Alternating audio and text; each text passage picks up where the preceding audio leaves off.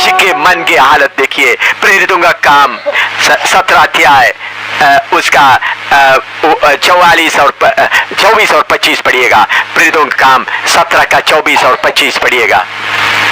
जिस परमेश्वर ने पृथ्वी और उसकी सब वस्तुओं को बनाया, जिस परमेश्वर ने पृथ्वी और सब वस्तुओं को बनाया, वह स्वर्ग और पृथ्वी का स्वामी होकर हाथ के बनाए हुए मंदिरों में नहीं रहता, ना किसी वस्तु का प्रयोजन रखकर मनुष्यों के हाथों की सेवा लेता है, क्योंकि वह तो आप ही सबको जीवन और श्वास और सब कुछ देता है। मेरे प्यारों, मैं आपको दोष लगाने के लिए नहीं बोल रहा हूँ, मैं आपको दुख लेने के लिए नहीं बोल रहा हूँ।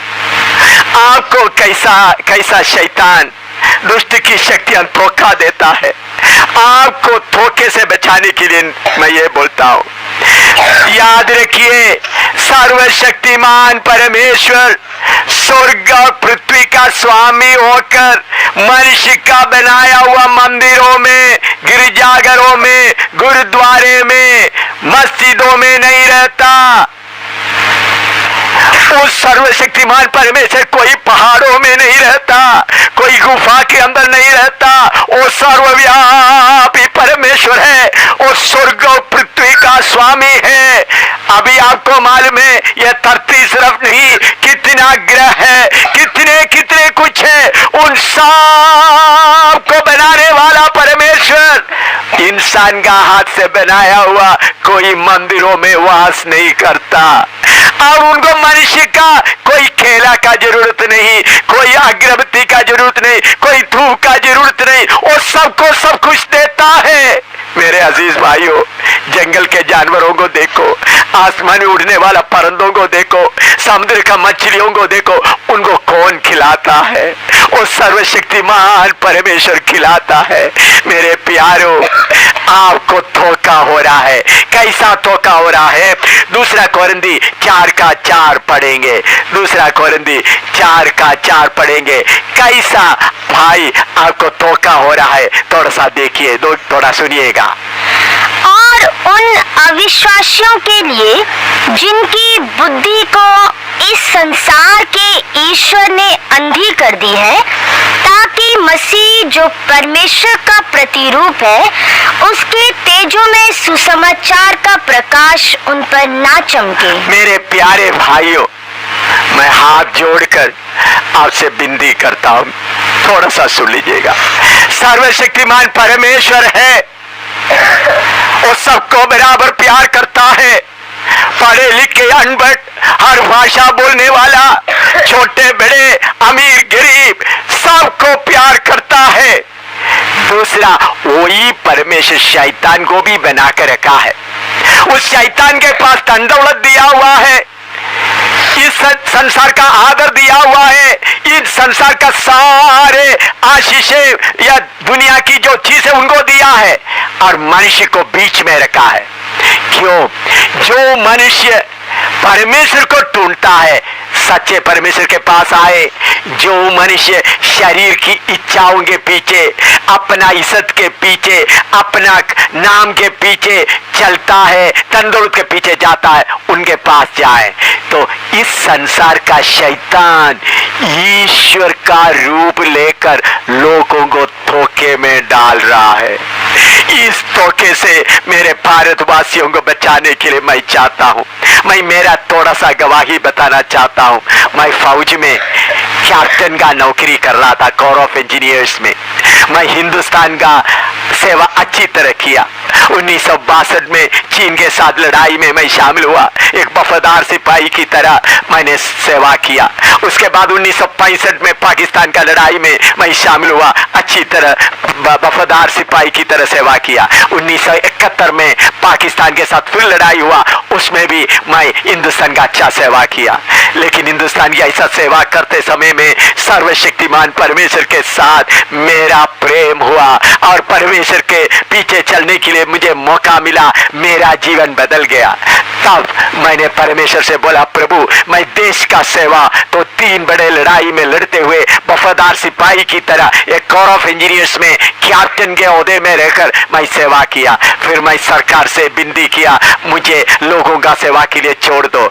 आपको मालूम है, जब मैं सरकार के लिए ये इस्तीफा दे दिया तो सरकार ने मुझे बोला नहीं, मुझे प्रमोशन देना चाहा। मेरा इस्तीफा उन्होंने मंजूर नहीं किया, वापस भेज दिया। मैं दूसरे बार कोशिश किया, तब भी उन्होंने और नया जगह में भेजने के लिए अच्छा ओहदा देने के लिए कोशिश किया, मैं उसको भी इनकार किया। मैं परमानेंट कमीशन ऑफिसर होने के कारण तीसरा बार प्रेसिडेंट ऑफ इंडिया का इंटरव्यू मांगा और उन्होंने 3 जनरलों को उधमपुर में नॉर्थन कमांड हेडक्वार्टर में भेजा। वो 3 जनरल, आर्मी जनरल मुझे आकर इंटरव्यू किया और मैंने बोला मुझे अभी परमेश्वर का सेवा करना है। मुझे गवर्नमेंट से मैंने पेंशन नहीं लिया। 7 सर्टिफिकेट में साइन करते हुए मैं फौज से निकला। उस दिन से लेकर 1974 से लेकर हिंदुस्तान के कोने कोने में, अमीरों के बीच में, गरीबों के बीच में, पढ़े लिखे बीचों में, अनपढ़ लोगों के बीच में मैं सेवा करता हूँ। मेरे इज्जत के लिए नहीं, मेरा फायदे के लिए नहीं। क्या सेवा कर रहा हूँ? मेरे दिल में ये बात अच्छी तरह से लगा हुआ है, मेरे भारतवासियों को शैतान धोखा दे रहा है, मेरे संगी भाई बहनों को शैतान धोखे दे रहा है, पढ़े लिखों को धोखा दे रहा है, अनपढ़ों को धोखा दे रहा है, ज्ञानियों को धोखा दे रहा है, अमीरों को धोखा दे रहा है, गरीबों को धोखा दे रहा है। कुछ जगह में मैं ये सच्चा वचन प्रचार करते वक्त कुछ लोग मुझे नहीं समझता, मुझे मारता है, लेकिन मैं उनके खिलाफ कुछ नहीं करता, उनको माफी देता हूँ क्योंकि वो अनजाने में मुझे मारता है। कुछ लोग जो लोग मुझे मारा है उसमें से कुछ लोग बाद में मुझे पहचाना, अभी प्रभु की सेवा में निकल आया हुआ है। मेरे प्यारो, मैं अभी समाप्त करने के लिए जा रहा हूँ। आपको एक बात बताना चाहता हूँ, आपको धोखा हो रहा है। क्या धोखा हो रहा है? सर्वशक्तिमान परमेश्वर के जगह में इस संसार का अंधकार का शक्ति देवी देवता के रूप में बैठकर आपको दुनिया की ओर खींच रहा है। कुछ शक्तियां पहाड़ में बैठा हुआ है, लोगों को उस तरफ खींच रहा है। कुछ शक्तियां गुफा के अंदर बैठा हुआ है, लोगों को उस तरफ खींच रहा है। कुछ शक्तियां नदी के किनारे में बैठा है, लोगों को उस तरफ खींच रहा है। अब कितने साल इन शक्तियों के पीछे चलता रहा, आपको क्या मिला? ठीक है, आपको नौकरी मिला, आपको धन दौलत मिला, आपको इज्जत मिला, आप पॉलिटिकल पार्टी का लीडर बन गया, आपको बहुत कुछ मिल गया, लेकिन भारे भाई वो सिर्फ शरीर का है। आपको ये शरीर छोड़कर जाना पड़ेगा। आपका आत्मा और प्राण कहां जाएगा? आप सोचेंगे मैं 84 लाख योनियों में बदल कर आएंगे, उसके बारे में मैं आगे बताऊंगा। लेकिन मेरे प्यारे भाई, परमेश्वर को आपसे ना दूध चाहिए, परमेश्वर को आप एक पहाड़ पे रख नहीं सकता। देखो मनुष्य क्या क्या करता है, गंगा नदी का पूजा करता है। मैं हरिद्वार में और ऋषिकेश में जाकर देखा है, कितने लोग आकर कितने लीटर दूध नदी में बहा रहा है। हिंदुस्तान में कितने गरीब बच्चे दूध नहीं मिलता, भूखा मरता है। मैं खुद जाकर देखा हरिद्वार में, ऋषिकेश में कितने किलो दूध बहा रहा है नदी में। किसके लिए? मैंने ऐसा लोगों से पूछा है, बोला मुझे बच्चा मिल जाए, गंगा नदी देवी को मैं देता हूँ, दूध अर्पण करता हूँ, खाना अर्पण करता हूँ। कुछ लोग पैसा भी फेंकता है। देखो आपका बुद्धि को कौन अंधा करके रखा है? दुष्ट का शक्ति शैतान आपका बुद्धि को अंधा करके नदी का पूजा करवाता है। आप गंगा नदी में जाकर डुबकी लगा, तो मैंने भी गंगा नदी में जाकर देखा, पानी कितना गंदा हो गया, अपने आप को साफ नहीं कर सकता। उस नदी में जाकर आप सोचते आप डुबकी लगाने से आपका पाप दूर हो जाए। मेरे भाई, मैं पाप के बारे में आगे बताऊंगा। आप 1000 बार जाकर गंगा नदी में जाकर स्नान करें, तुम्हारा पाप का माफी नहीं होगा। पाप शरीर में नहीं लगा हुआ है, पाप आपका आत्मा में लगा हुआ है। शरीर में लगा हुआ तो साबुन लगाकर साफ कर सकता था, पाप शरीर में नहीं लगा हुआ है। आप सोचते मैं गरीबों को खिलाए, लाला जी क्या करता है, सीमेंट में रेत मिलाकर बिक्री कर देता है और बहुत पैसा कमाया, फिर क्या करता, चलो 10,000 रुपया में गरीबों को मीठा पानी पिला देता है या गरीबों को खाना खिलाता है। साहब जी, आपने जो रेत में सीमेंट में रेत मिलाकर बेचा, उस पाप गरीबों को पानी पिलाने से माफ नहीं होगा, तुम्हारा पाप तुमको पकड़ेगा। कुछ लोग क्या करते हैं, रिश्वत लेता है, लाखों रुपया रिश्वत लेकर चलो एक मंदिर बना देता है। रिश्वत लेकर गरीबों का पेट खाने के बाद मंदिर बनाने से क्या फायदा है, मंदिर बनाने से तुम्हारा पाप माफ होगा। कुछ लोग सोचते हैं अमरनाथ गुफा में जाने वालों को खाना खिलाएंगे। भाई, खाना खिलाने से अच्छी बात है, गरीबों को भूख मिट जाएगा, लेकिन तुम्हारा पाप उधर ही रहेगा।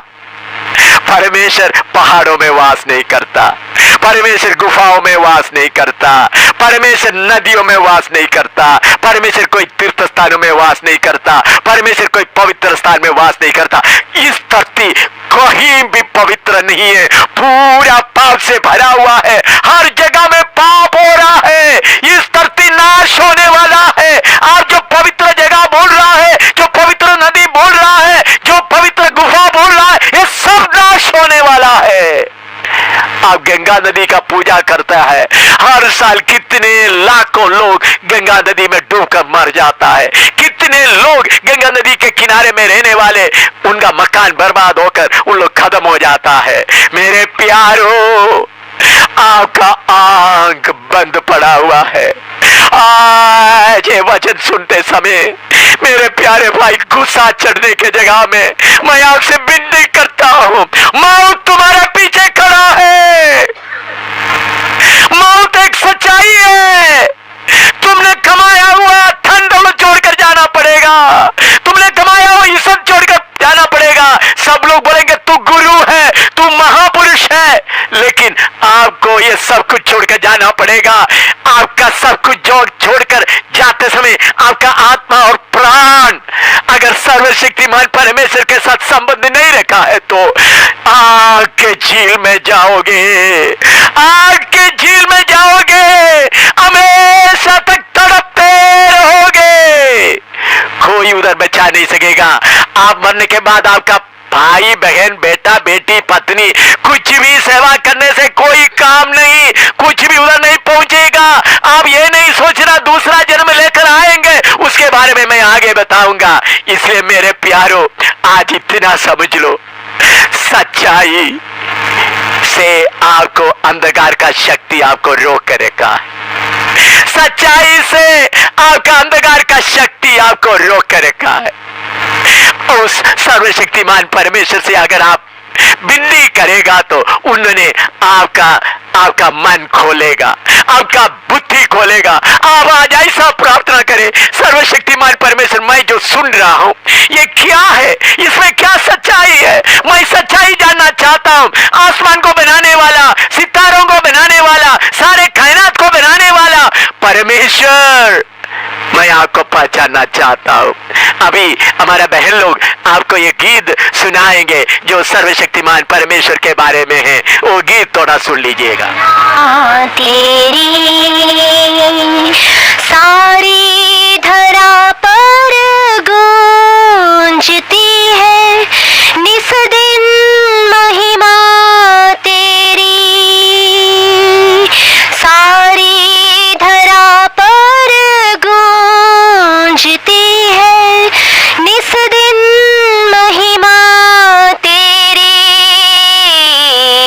सृष्टि है तेरी कविता,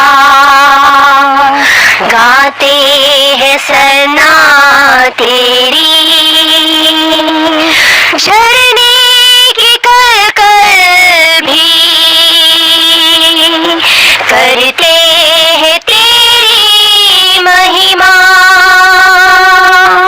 पक्षी भी गाते हैं तू है कितना महान, वन के सुमन भी है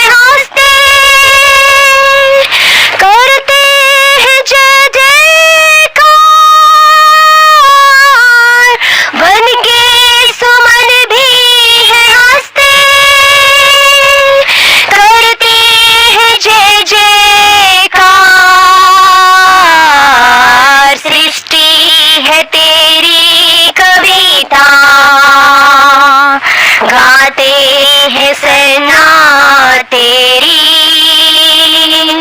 सारी धरा पर गूंजती है निस दिन महिमा तेरी, सारी धरा पर गूंजती है निस दिन महिमा तेरी, सृष्टि है तेरी कविता, गाते हैं सना तेरी, नभ नीलिमाए सितारे, धरती को करते इशारे, सागर की चंचल मौजें देती है तेरी यारे, ऊंचे शिखर भी है कहते तेरी कला है अपार, ऊंचे शिखर भी है कहते तेरी कला है अपार, सृष्टि है तेरी कविता, गाते हैं सना तेरी, सारी धरा पर गूंजती है निस दिन महिमा तेरी, सारी धरा पर गूंजती है निस दिन महिमा तेरी, सृष्टि है तेरी कविता, गाते हैं सना तेरी, दाऊद के गीतों में है तेरी प्रशंसा की धारा, जन्नत में कहते फरिश्ते दाता है तू ही हमारा, सृष्टि के हर एक कण में निखरा है तेरा प्यार, सृष्टि के हर एक कण में निखरा है तेरा प्यार, सृष्टि है तेरी कविता, गाते हैं सना तेरी, सारी धरा पर गूंजती है निस दिन महिमा तेरी, सारी धरा पर गूंजती है निस दिन महिमा तेरी, सृष्टि है तेरी कविता, गाते हैं सना तेरी।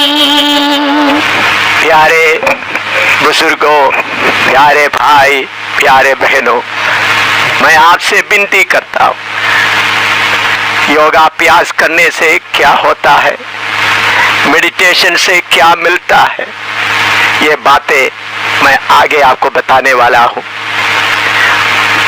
पुनर्जन्म से क्या होता है, पाप कैसा बढ़ता है, इसके बारे में मैं आपको बताने चाहता हूँ। इसलिए ये सीडी सुनने के बाद दूसरा भी सुनने के लिए आप इच्छा रखें। योगाभ्यास से क्या मिलता है, मेडिटेशन से क्या मिलता है, और पाप का नतीजा क्या होता है, पुनर्जन्म में क्या होता है, ये बातें सुनने के लिए आप जरा तैयार रहे। आज मैंने आपको बताया मनुष्य के अंदर परमेश्वर एक विवेक दिया है, कॉन्शियंस दिया है। मेरे प्यारे भाई, मेरे से गुस्सा मत करो, बल्कि अपना विवेक से पूछ कर देखो। मैं पहाड़ों में जाने से मुझे परमेश्वर मिला है, गंगा नदी में जाकर डूबने से मुझे, स्नान लेने से मुझे परमेश्वर मिला है, सत्संग में जाने से मुझे परमेश्वर मिला है। क्या मेरा जीवन बदला है? क्या मेरा लालच मेरे अंदर से चले गया है? क्या मेरा गुस्सा हट गया है? क्या नफरत हट गया है? क्या बड़ापन का मन हट गया है? आप आज कैसा है? अपने आप को जांच कर देखो। ठीक है, आपको नौकरी मिला, आपको अच्छा पैसा मिला, आपको दुनिया के आदर मिला, लेकिन ये सब छोड़कर जाना पड़ेगा। खाली हाथों से आया, खाली हाथों से जाना पड़ेगा। कोई आपका साथ नहीं देगा, आपका शरीर इधर रह जाएगा, इज्जत इधर रह जाएगा। प्यारे भाई, तेरा आत्मा और प्राण आग में तड़पेगा। इसलिए आज तुम्हारा विवेक के आवाज को पहचानो, सर्वशक्तिमान परमेश्वर का खोजी बन जाओ। परमेश्वर पहाड़ों में नहीं मिलता, वो सृष्टि करता है, वो सूरज को बनाने वाला है, चंद्रमा को बनाने वाला है, सितारों को बनाने वाला है। आजकल लोग बोलते 29 ग्रहों को बनाने वाला है। वो सर्वशक्तिमान है, वो भयानक पवित्र परमेश्वर है, वो ज्योति से भरा हुआ है। सूरज को बनाने वाला परमेश्वर कितना ज्यादा ज्योति से होगा, थोड़ा सोचिएगा। वो परमेश्वर आपको प्यार करता है, आपको प्रेम करता है, इसलिए ये सीढ़ी आपके पास पहुंचाने के लिए उन्होंने मौका दिया है। इसलिए मेरे प्यारे भाई बहन, गुस्सा मत कीजिए। अपने प्राण और आत्मा का उद्धार के लिए खोजी बन जाए, आगे का बातों को सुनने के लिए तैयार हो जाए। आइए मैं छोटा सा प्रार्थना करके ये सीढ़ी समाप्त करता हूँ।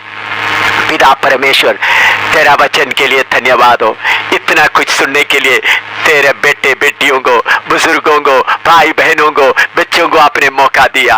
प्रभु, उनके अंदर में उनका विवेक जाग उठे, उनका कॉन्शियस जाग उठे।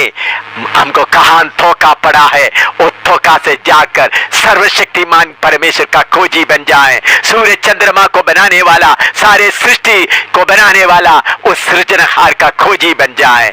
प्रभु, तेरा वचन उनके दिल के अंदर गहराई से कार्य करें। जो वचन अंदर पड़ा हुआ है, अंधकार का शक्ति और शैतान के शक्तियों को मैं आज्ञा देता हूं, तुम उनके मनों से निकल जा, और जो वचन का बीज बोया गया वो उनके अंदर से कोई छीन कर ना ले जाए, बल्कि प्रभु ये वचन उनका उद्धार का कारण बने। एक एक को आशीष देना, तसल्ली देना। यीशु सर्वशक्तिमान परमेश्वर प्रभु यीशु मसीह के नाम से मांगते हैं, आमीन। प्रभु आप सबको आशीर्वाद दे।